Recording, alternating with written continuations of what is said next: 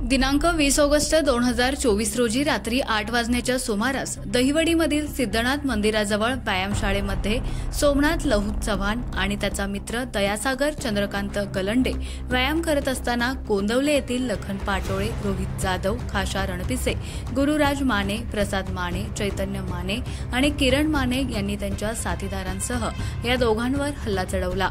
दरम्यान वाद उभा राहिल्यानंतर तेथे आलेल्या राहुल चव्हाण याला तलवारीने पाठीवर मार करून गंभीर जखमी करण्यात आलं। तसेच इतर हल्लेखोरांनी कोयता, फायटर, चाकू, लाकडी दांडके, लोखंडी रॉड आणि लोखंडी पाईप वापरून सैरवैर हल्ला चढवला। त्यामुळे सोमनाथ चव्हाण, शुभम जाधव, सूरज चव्हाण, जीवन जाधव, राहुल चव्हाण, दयासागर गलंडे, कुंदन चव्हाण आणि रामा पाटोळे हे जखमी झाले असून त्याबाबत सोमनाथ चव्हाण यांनी दहिवडी पोलीस ठाण्यात 7 जणांविरुद्ध तक्रार दाखल केली।